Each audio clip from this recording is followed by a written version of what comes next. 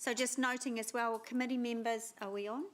Yep, so I'll just, for the purposes of our online viewers, we have brought a motion out of public excluded into the public realm for full transparency, and we are going to move to debate on those items soon after we've covered off a few questions. All right, so Councillor Taylor. Thanks, Madam Chair. Look, I just have just a couple of questions on the financial modelling out of this, just to get some clarity in my mind. It's probably a Tracy question or a Chris question. Can I just, we've talked about sunk costs and the impact of sunk costs on the projects. If we're looking at the page 63, and there's a column which says cost to end of March, so that's our sunk costs, yeah, for these various projects. And then there's a column local share. And so, for instance, if a project was, say, and I'm not picking on any, was, say, 30,000 sunk costs to the end of March, but the local share, and this is remaining value of the contract according to this, is that right? Because there's a column saying remaining value, and then after that local share and revenue loss. Just want to check we're on the same page. Yeah, correct. Okay. So the only other assumption we're making, any sunk cost would be local share and not shared. Yep, get that. And so, but presumably we would then be looking to save the 156 remaining, say if it was on one particular column, if the local share left was 156,800, that is a saving for us? Unless you have something in the resolution up there which reinvests, yep. So it would be a saving, yes. Okay. And then, and so that column has a number, a local share has a number of savings there, you know, ranging into 200 and up 370, etc. So those are savings that we would make. Okay. What would be the impact of the revenue loss on us? So that's all that revenue loss. That's where it comes in and affects our debt to revenue ratio. Okay. So that's what we were modelling. Okay. To show. Okay. Yep. So and you were saying with Councillor Thompson's proposal. The original one. Yeah. No, the latest one. No. Oh, you haven't modelled that, have you? I haven't modelled that one. So it'll be the difference. So the two ones that I've had this morning. So it'll be anywhere in between 2 and 3% change in the debt to revenue ratio, depending on each one of those that comes out. So we've modelled that savings, as you quite rightly pointed out. We've also modelled the cost that we already have, and then we've modelled the loss in revenue. So. Okay. All right. No, that's fine. Thanks, Chair. Thanks for that.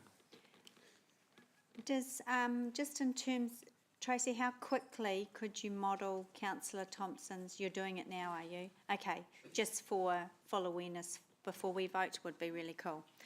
Okay, there are no other questions. So while we give Tracy time to do that, Councillor Thompson, can you just speak to, without debate, to the outcome of what you're seeking with the motion? And there's two there, so. For the first motion is to proceed with the crossing outside of Waikato School on River Road, and that's signalised with no raised portion to it. The second motion reallocates 50,000 of existing already budgeted public transport money to do a improvement at the existing bus stop on Anglesey Street. So that's adding a couple of more seats with shelters and a minor pedestrian safety improvement, some railings, just to be clear, on the pedestrian refuge.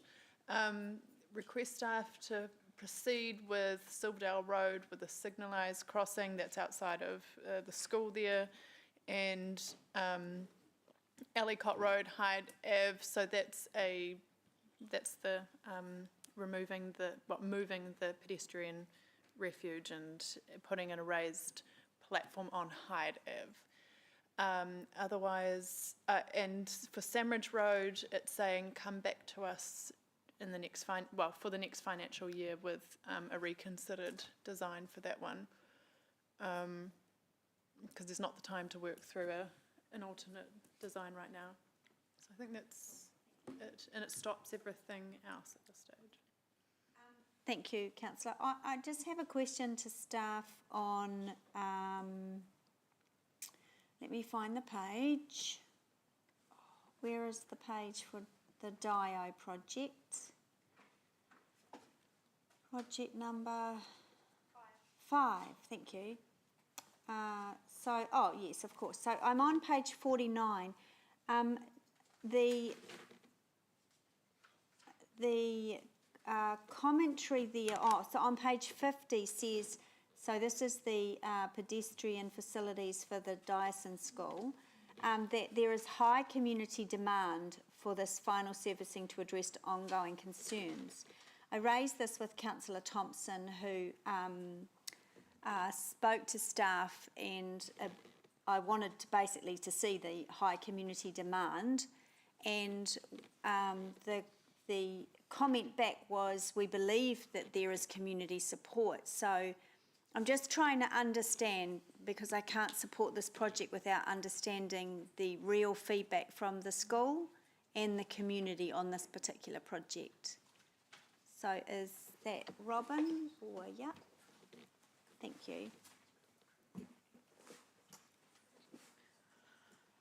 So I think there's two parts to your question, so I'll have a crack at it and hopefully I get it right. Thank you. So the issue with regard to the surfacing through there is that we have done a reseal through there, and it's a chip seal, so it's got stones, and that makes a bit more noise than the asphalt that was there previously. And we have another surface application to go through, and we've had ongoing concerns expressed by that general community about that surfacing. What we were trying to do with this project was to get the signalised works in such that when we came through and did that final surfacing, it was, you know, the icing on the cake, everything was nice and tidy, final road marking and that sort of thing. So that's certainly where there has been high demand. When it comes to the crossing facilities, we have been working both with the school and with the adjacent neighbours. The first design that we went out with actually had the crossing closer to the school entrance, where there's that little island to be removed. And based on the feedback that we received from everyone, we've moved it back. We've had a couple of meetings on site with the various residents in that area, and they in the school are happy with that design now. Certainly from the school's perspective, they have a lot of young ladies crossing the road there, not only to use the public transport buses, but they also have their school buses parked across the road and further down River Road, so they have at least a couple of those buses every afternoon and morning, which are picking up, dropping off students as well. So there are quite a large number crossing. So we have written support from the school, or in an email, or? I know that they've been in various meetings. I'm not sure what we've actually had written, but we've certainly been meeting with them. Yes. Okay. Thank you, Robin. Thank you. Councillor Wilson? Yeah, thanks, Madam Chair. Robin, you just made a comment about DIO having buses each day. I'm assuming they will ensure the bus is on the side of the street that doesn't necessitate their students having to cross the street. At the moment, What's that?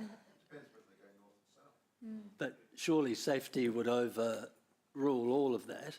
They could easily go somewhere to turn the bus around. so my understanding at the moment is that the school buses, so employed by the school, are parking on River Road. So I guess the issue is about finding somewhere nearby to park, as well as the direction that they're heading. Okay. So just to remove any doubt, we're talking about school buses, not public buses. Secondly, I'm still not quite sure. When they raise the issue of where they park the buses, are you aware of whether or not they are sometimes parking on the opposite side, forcing the girls, the ladies, as you described them, to walk across the street? My understanding is that they park across on the, let's say, western side, the river side of River Road, and that does necessitate the young ladies to cross the road. Right. Because that is where there's room to park the buses. Right. But I'm sure as a professional safety person you've advised, or have you advised them, that it would make more sense for them to park on the side that doesn't require the girls to cross the road, and that the bus then simply goes around the roundabout to go north? It's about finding room to park those buses, that's the problem.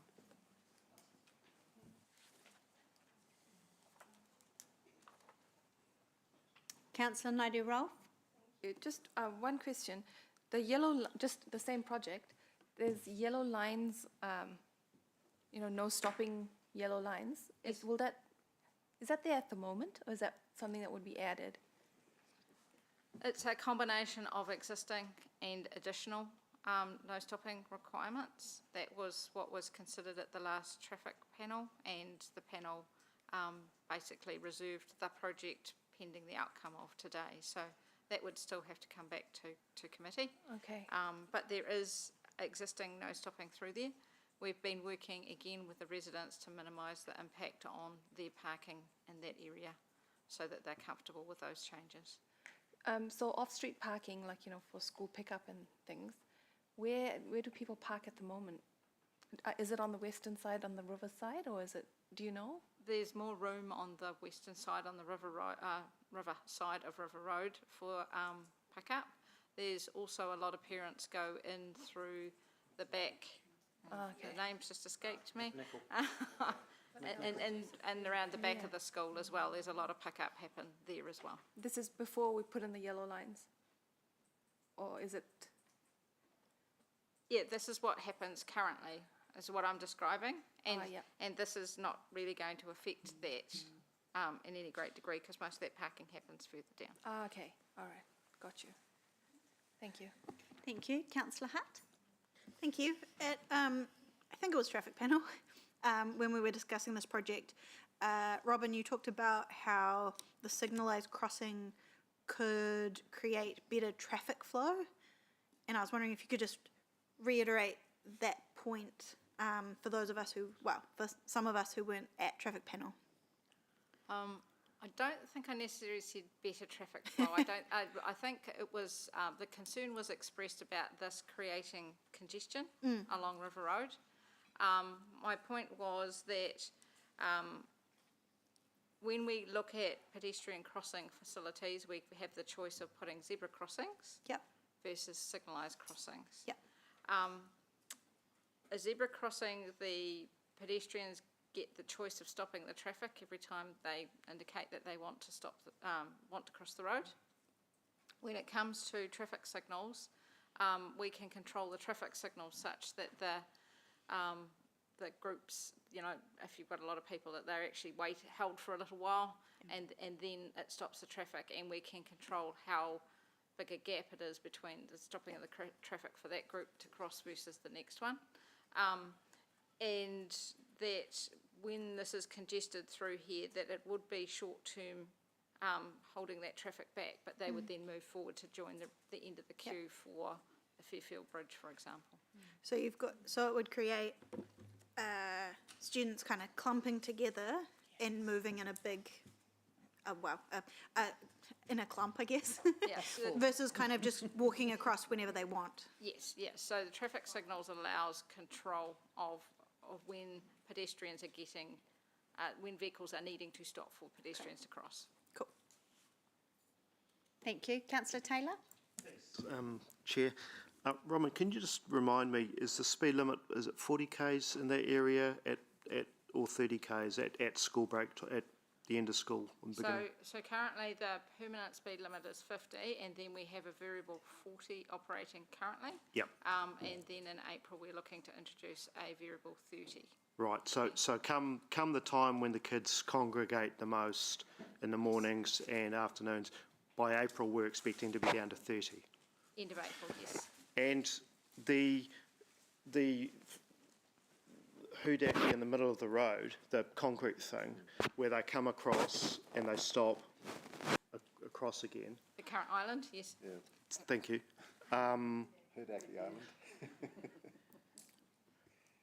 Would it, I mean, given that you've got 30 Ks at the busiest time, come April if we go with it, and the traffic island, the island in the middle,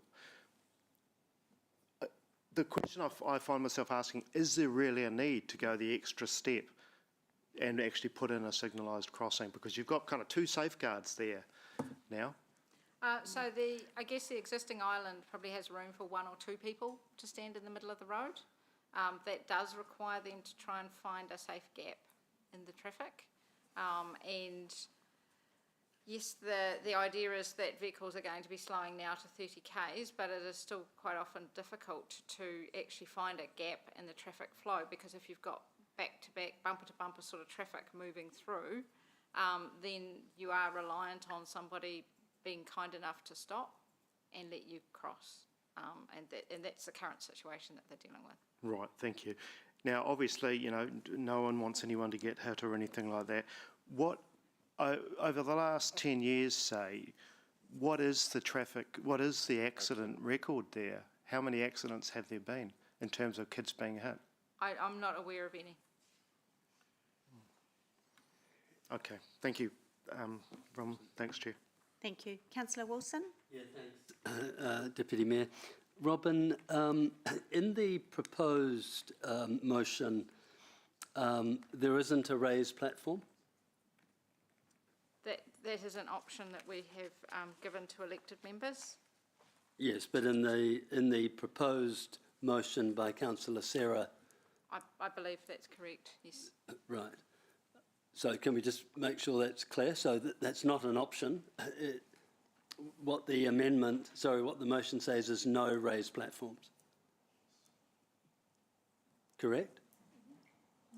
Yes, that's my reading of it. Okay, thank No you. platforms. Your expert advice on a lot of these intersections, including Austrian River Road, is raised platforms are vital. Are you saying River Road's an exception? So Ulster Street, I still stand by the requirement for a raised safety platform. That is because it has got a 60k speed limit, and it is crossing 2 lanes in each direction of traffic. For this River Road project and for all other projects, our recommendation is to provide the safest facilities possible. And the recommendation from staff is that the safest facilities possible are to include raised safety platforms. Right, thank you. We are happy, we can live with in this situation. We believe that we can make this site safe enough by the installation of the additional flashing lights for the southbound traffic. Thank you. My last question is, with your experience and having reviewed accident data and analysis, could you give me your understanding of the critical data that shows and what are the percentages between a signalised crossing and a signalised raised platform crossing? What data do you have to show that the signalised raised platform has shown significant safety outcomes? Just on a national basis is fine. Yeah. So I guess at the end of the day, the outcome of any incident involving a pedestrian or cyclist is dependent on the speed at which they're hit. So the raised safety platforms are about managing speed and therefore reducing the trauma. The Standard Safety Interventions Guide that Waka Kotahi have put out indicates that having the raised safety platform gets you additional benefits. I can't quote off the top of my head, sorry, Councillor, exactly what they are. I'd have to go and look it up. Right. But you're confident there are, but you don't recall what the figures are. Correct. Can you recall whether or not they are significantly different? Yes, because of that, managing the speed and therefore the trauma. But as I said, I'm sorry, I don't know the exact figures. Right. Okay. Thank you. Thank you. Councillor McIndoe? Thank you, Madam Chair. Robin, when you spoke earlier, you mentioned that there had been meetings with the school. I may have missed something, but can you just tell me exactly with which body of the school? Was it the Board of Trustees? Was it school management? Was it Parents Association? How were those meetings instigated? And in particular, what specific requests have the school community made to us, given that you've just told us that there hasn't been an accident there? So I haven't had the meetings directly. I had staff members. I believe it's the principal that we've been meeting with. That's the person that we have the most day-to-day involvement with all of our schools. I guess that in all of these situations, we have taken a different approach to road safety, and we're not waiting for people to get hurt and injured before we take proactive safety interventions. Situations such as this, where we know we've got high numbers of pedestrians trying to cross a road, are situations where staff are making recommendations to improve safety before somebody is hurt. I understand that, but is that what the school is saying to us? The school, I believe, are asking for improved safety facilities to cross the road, because they have large groups of young ladies crossing the road to get to not only the school buses, but there is also the public transport along with the community in that area that also need to cross the road to use the buses. Thank you. Councillor Van Alsten? Thanks, Robin. In terms of the speed, picking up on where Councillor Jeff was taking us, we have presumably some data on the speeds that are currently being experienced in that area? River Road's reasonably well known to move reasonably quickly, and this is a site that we do have concerns about those speeds, and that is why we're looking in conjunction with considering the removal of the raised safety platform, suggesting that we look at that flashing light further north of the site, just to give that additional awareness and notification for drivers so that they can slow. And that light would flash presumably It would be at what point? Yes. So basically a pedestrian will push the button asking for their call, and as soon as the traffic lights for the cars turn yellow, then that light would start flashing. So it won't be responding to picking up a speed of a car, right? Okay. It will be purely in response to the fact that it's going to. And is that because you're more concerned about the southbound traffic rather than the northbound? Can you explain why that is? The southbound traffic is coming over the brow of a hill, so we'll have the signals in sufficient visibility, but there is that, I guess, increased propensity to gain speed as you go down a hill, as opposed to the traffic that's heading north, which has actually got a far longer distance of being able to see the traffic signals, but is also starting to move uphill as well. And just while we talk about traffic signals, do we have any evidence on people running red lights, or what do we know about behaviour of drivers, even if they see an orange light even? We do have monitoring on a lot of our, all of our intersections and a lot of our pedestrian crossings. Some pedestrian crossings are worse than others for that red light running stats. It's understood that people occasionally make mistakes, literally didn't spot it in time, the change of lights. But yeah, red light running I think is something that we know in some locations Hamiltonians have got bad habits. And there's no worry with sunstrike or anything in that area? No, so the team have looked at that because it runs north-south. It's we're happy with that. Cool. And the final question from me, really, just about the numbers of young women that might be waiting to cross the road, there's adequate footpath to be able to take up a couple of bus loads of young women? Yes, I expect that they still sort of stream out somewhat like Brown's cows. So there will be groups of them coming across and that can be managed, yes. Thank you. Just on that, can I ask how many students use their buses?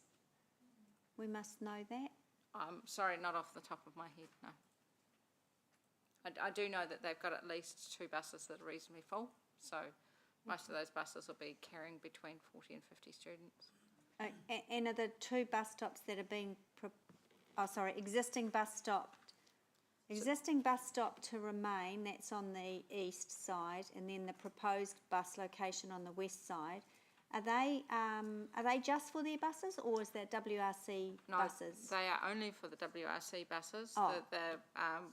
The Dio buses park further south, out, so property number 657 further down past there, on the western side, so lower lower right on the picture. The buses park further back down from there. Oh, so their bus stop's not on this map? No, because they're not formalised bus stops. They literally just stop in the shoulder. And so, but are you saying then they'll be able to use these bus stops? No, these bus stops are for the public transport system. Okay, I'm with you now. Right, okay, thank you. Yep, I got it. Councillor Donovan? Oh, thank you. We are getting way into the detail here, like at a level of what shade of yellow will the paint be? So we need to lift all of it up a little bit, please, because we're going to be here for a really long time. Okay, well, the good news is I'm colourblind, so I'm not going to ask a question around colour. My question is, have we got any data on pedestrian movement other than school students in that area?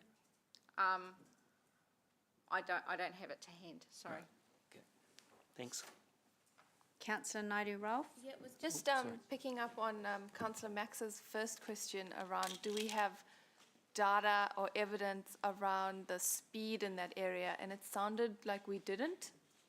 We know that we have high speeds moving through River Road. I think anyone who drives down there regularly probably sees the police sitting there doing enforcement. The history of River Road, because it has very few intersections along its length, is that it is one that moves reasonably quickly. But have we ever monitored it? Yes. Okay, cool. Thank you, Deputy Mayor.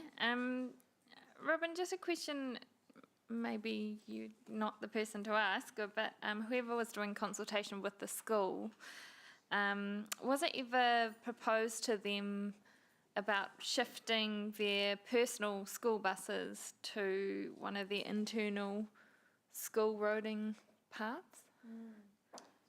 I don't know. I guess that there's difficulties in then getting the bus in and out of that internal network as well. Because it seems to go right around here.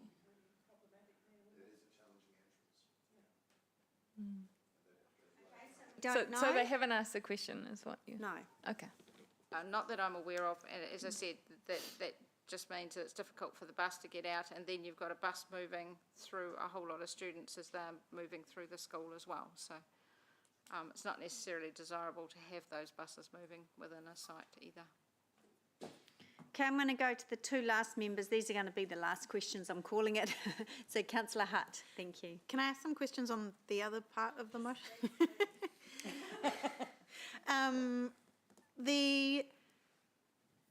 The projects which are not identified as moving forward, so all the ones that will be put on a backlist somewhere, what's the safety risk and what's the community risk of not proceeding with them? I note that many of them say proceed with the concept design as consulted. I think most of the other sites, just looking through quickly, already have traffic signals. Okay. So they do have reasonably safe facilities. They're not the safest facilities that we could provide. So I think that probably the ones that would concern me most have been picked up through the resolution. And we've obviously gone out and consulted with the community. Do we anticipate feedback of not following through after we just went and talked to them all and said we were doing these? I expect that there will be something. I guess that for the community, they have a number of avenues, including the LTP, upcoming LTP process to provide that feedback to elected members. Okay, thank you. Thank you. All right. Okay, so let's move to the two motions. We will do, under the advice of governance, we will do the Waikato Dio one first. We will debate on the two motions as well. So this, for those online, is request staff to proceed with Project 5, the River Road, Waikato Dyson School pedestrian facilities. Option B, signalised crossing, no raised safety platform. Councillor Thompson is the mover. Thank you, Chair. Just confirming we're doing one debate. Yeah. I was just thinking they feel, yes. One debate, two votes. Two votes. Yeah. Good work. What a bargain. What a bargain. Thank you. Firstly, on Dio, which seems to have been a topic of a lot of interest, if we don't do this project, you save about 140k once you take into account the fact that half of the 30k we've already spent, Waka Kotahi will then not subsidise.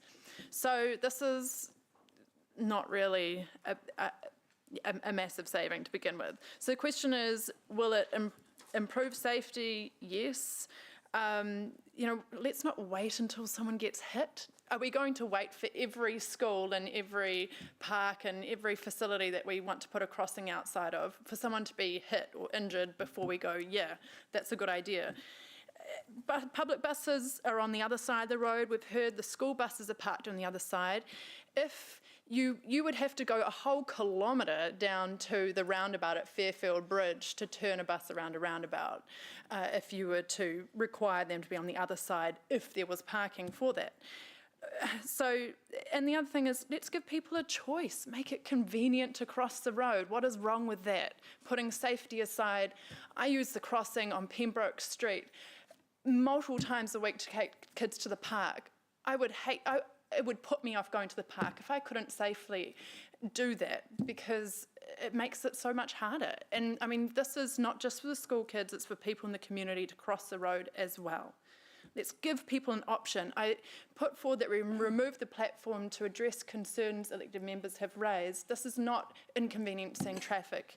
This is just giving people a choice. In terms of the other ones, I do look forward to the support for those. The bus stop, right now there's one seat, it's grotty, there's no proper shelter, the seat sits out in the open, there's often at least 10 people waiting there with a seat for about 2 to 3, depending on how comfortable you are sitting in proximity. So, look, I think what's put forward is a compromise which I hope that everybody can support. Thank you. Thank you. Councillor Wilson. Yeah, thanks, Chair. Can I start by saying that the second motion, I think, will have a unanimous decision. I think it's been well worked through, and I appreciate both Councillor Jeff and Councillor Sarah finding where we could agree on. That leaves us just with Dio and River Road. Look, I acknowledge that the best way to swing one's argument in these debates is to highlight the issue of safety. It's a low-hanging fruit. And then you say, oh, well, it's only $100,000. Let's not wait for someone to be killed or injured. I think a more equitable argument would be it's not just $100,000 because the ratepayer and the taxpayer is the same person, and the financial consequences are significant. I'm astonished that Dio wasn't here today, or we haven't seen a written submission, or we haven't seen anything from Dio about the urgency of this.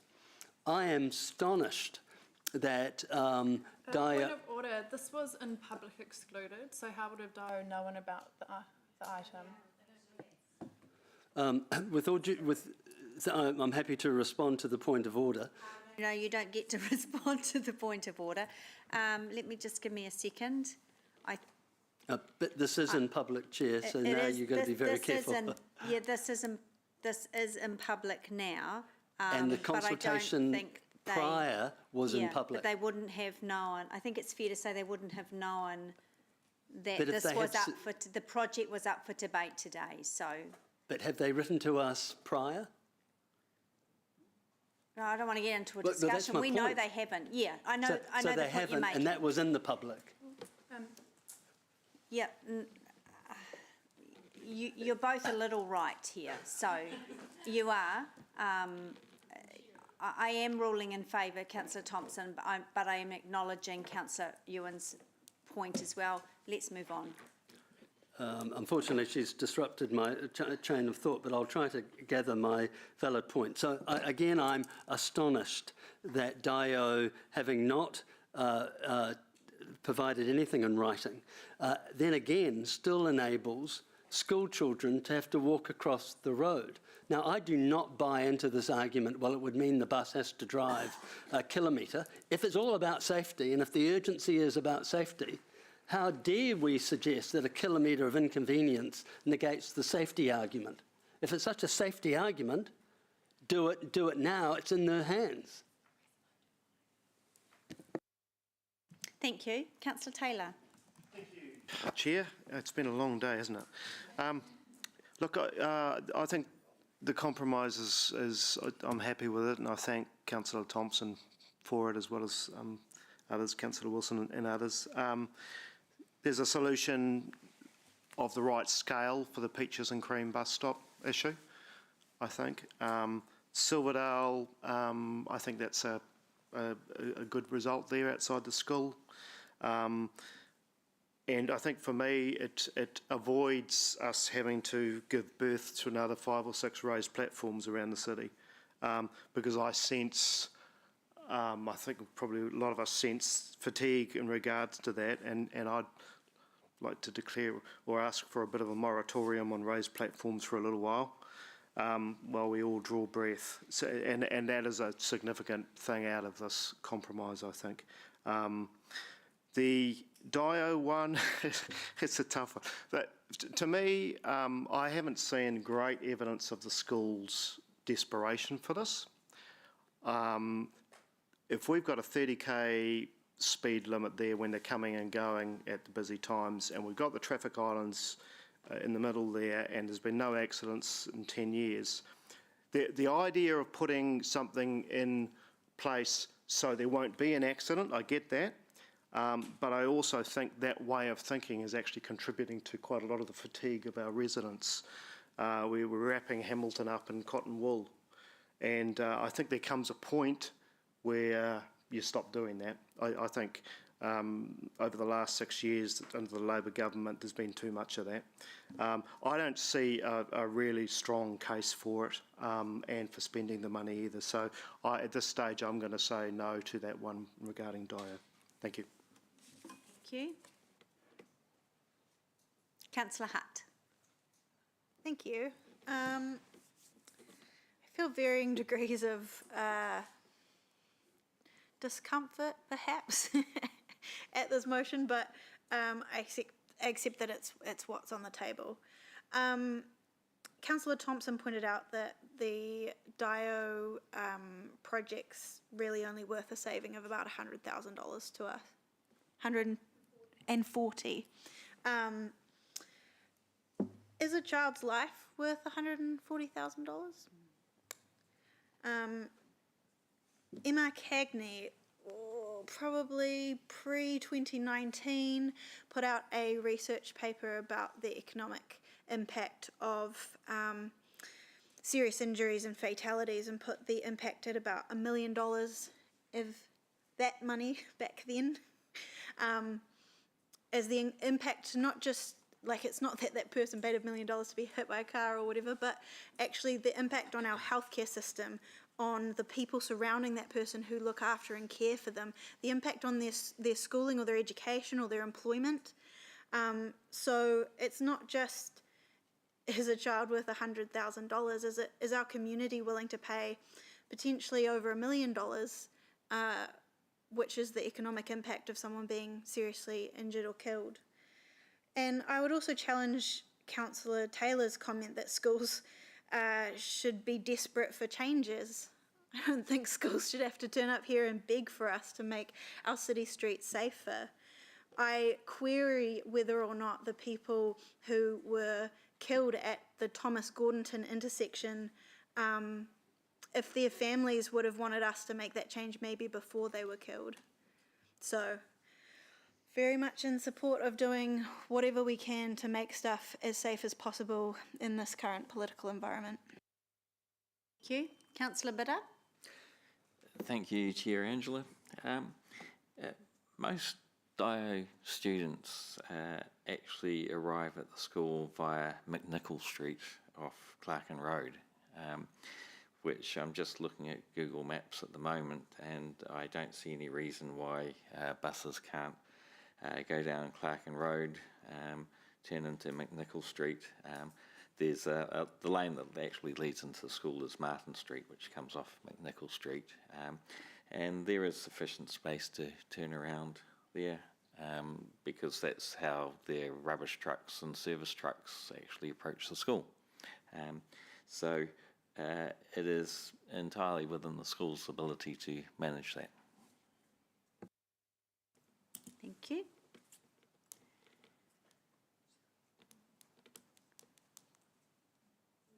No, I haven't debated yet. Look, I want to thank those members for working together on all of this, and thank Councillor Thompson for separating out the Waikato Dyson one. Look, this is, I hark back to my chair's report because I wonder if the work that we do there, landing on principles and hierarchies about where we put these things, I wonder if the future says that this council decides that outside all schools there'll be a safe pedestrian crossing. I think that that's the kind of work that I'm expecting out of those principles and hierarchy, so that we're not sitting here struggling but transport item by transport item by transport project day after day, deciding randomly on different treatments for different areas. That's actually very, very bad governance in my view.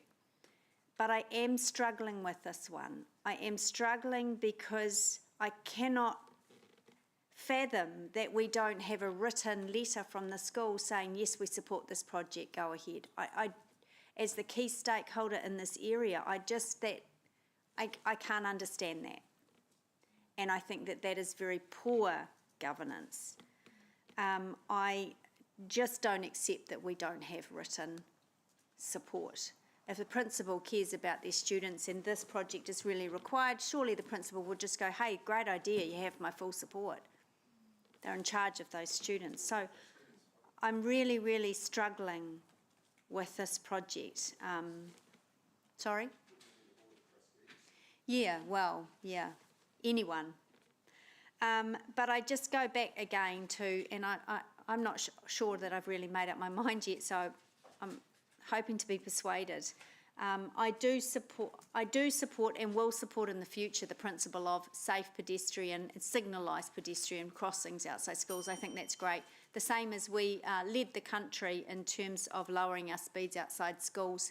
But we need that hierarchy, we need the principles, we need that good governance over it so that we don't spend the next 18 months going project by project, design by committee. So, Mayor Southgate. So, having heard you debate and raise all those points, I wholeheartedly agree with you that, there's a large part of me would like all the schools to have a safe entrance and exit way, and this motion speaks to that. However, I'm not sure at this point in time I'm over the line until you have finished the piece of work that you have embarked on, which tests all the principles of the work we want to do. And I, like you, hope that out of that work we will all be able to agree that safe entrances and exits to schools, including crossing the road to get there, is part of that. And then we talk about in general how, but we can't design the solutions for certain. We shouldn't be saying whether it's what a signalised crossing or a this or a that or the other thing, because I've never been a road engineer. So, but I will be asking questions of staff around what is best practice, what do we know works in a similar situation, and those kind of things. So at the moment, that's where I'm sitting exactly in the same conundrum as you're in, Chair Angela. Thank you. Councillor Thompson. Oh, yes.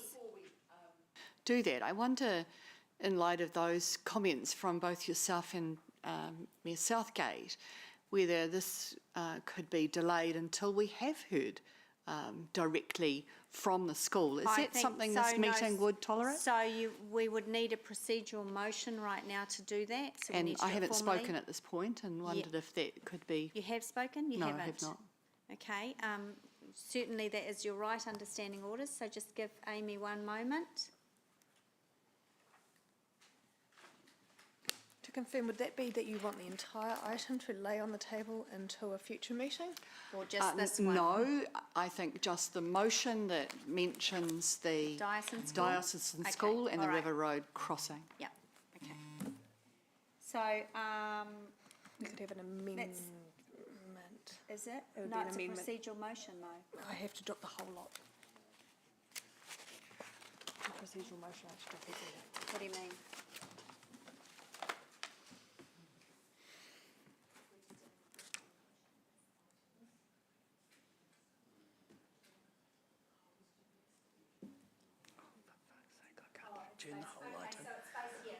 It's based on the report, which is the item in front of us. So it has to be that the report. We can't do a specific motion. So procedural motion that, if you want to put forward, is to defer the item until, up to you. Surely the other option is they just put up an amendment to say request that staff report back Well, with yeah, the all school's that. feedback at the next available opportunity. Yep.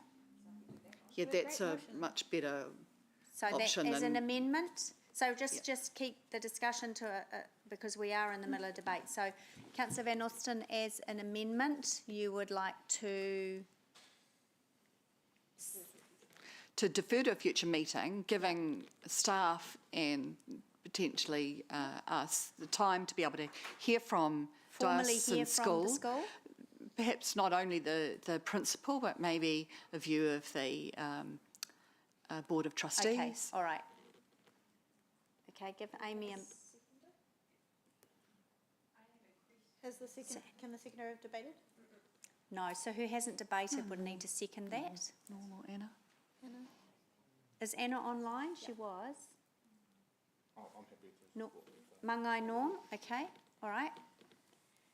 Madam Chair, So- just procedurally, but this now just becomes an So amendment. it's an amendment, yeah, yep.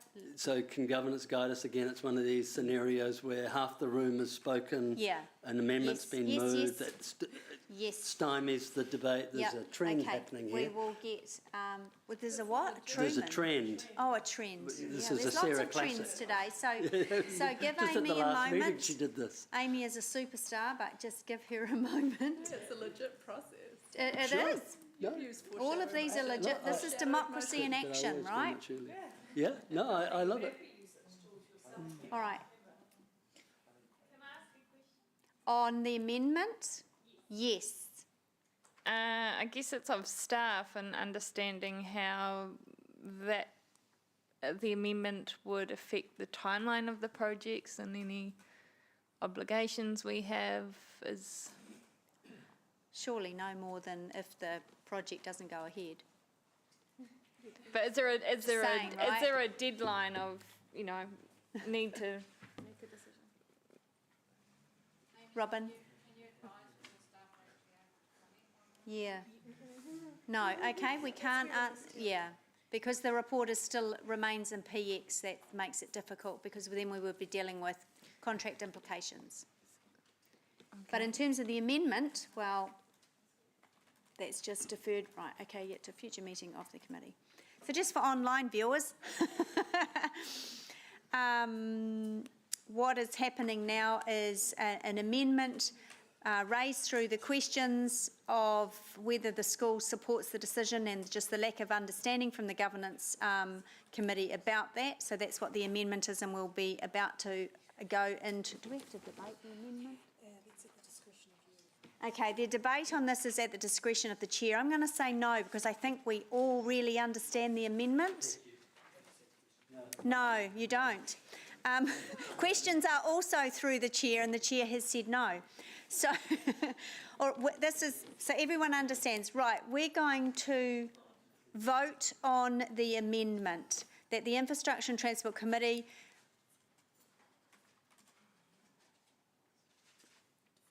defers the decision of Project 5, River Road, Waikato Dyson, and that she'll sort that out, but defers the decision to a future meeting. Is this for the purposes of?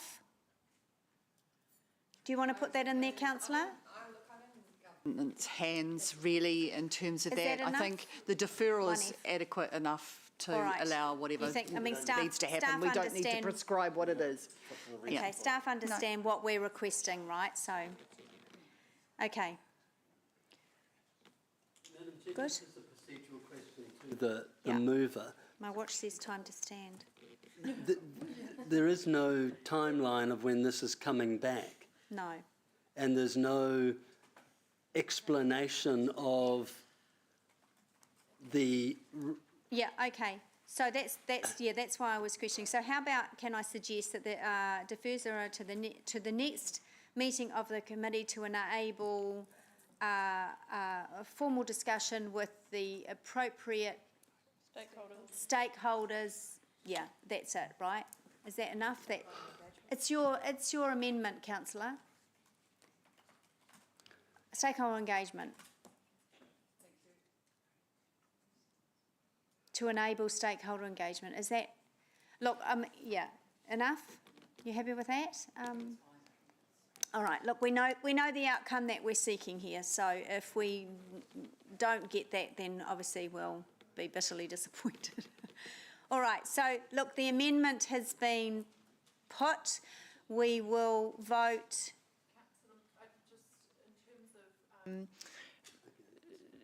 Councillor Maxine, I'm just wondering if it's better to say the next available opportunity, and that provides some ability to come in sooner, given that we've got us right now is the weather for sealing, and this project should be done before then.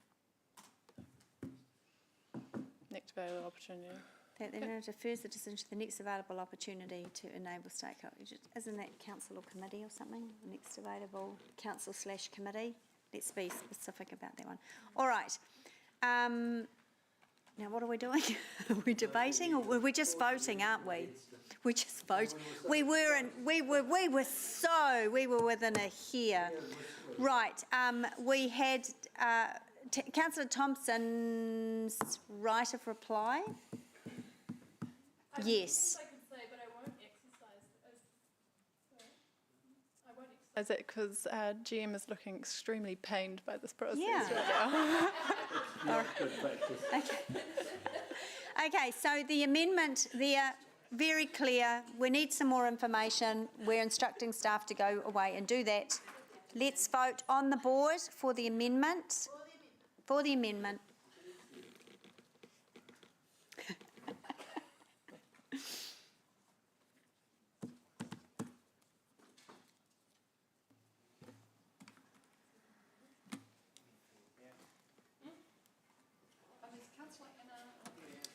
There she is. And she's got a tick, so she's 4. Okay. The amendment is lost 648 again. Okay. All right, so the amendment is lost. So now we'll go to the motion, which is that the project go ahead. Let's vote that on the board. Is it? Oh, it's Anna's lovely face. Here we go.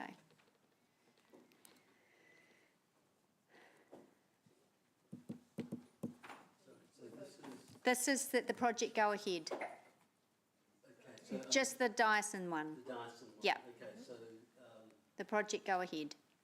sorry, The what me- I've got up there is you've seconded it. No? Yeah, I did. Yeah, no, that's okay, it doesn't, yeah. Oh, okay, sorry, I was, yeah, yeah, understand. You can second something or not, though. yeah. It was always subject to.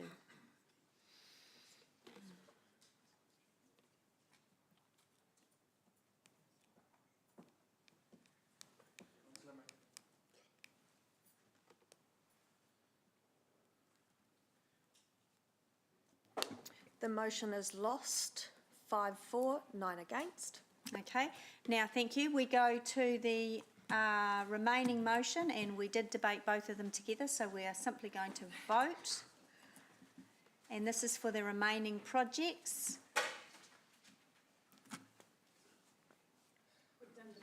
We have done debate, yeah. Yeah.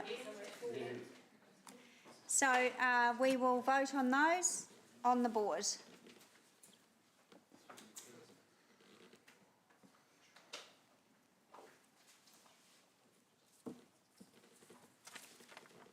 The motion is carried unanimously. Excellent work, everyone. We're just going to quickly close with a karakia. Look, I want to thank governance again. We were, it started a bit of a bumpy day, but without your support, we wouldn't be here, and we wouldn't have gotten through a great day. So thank you very much, and thank you, General Manager, and to your team and staff, as always, for pretty much putting up with us half the time. So thank you, committee members, for good debate and being mostly collegial today. So let's close with a karakia. Tēnei te whakairi, tēnei te whakawātia, haumie, huie, tāiki e. And I declare the meeting closed. Thank you.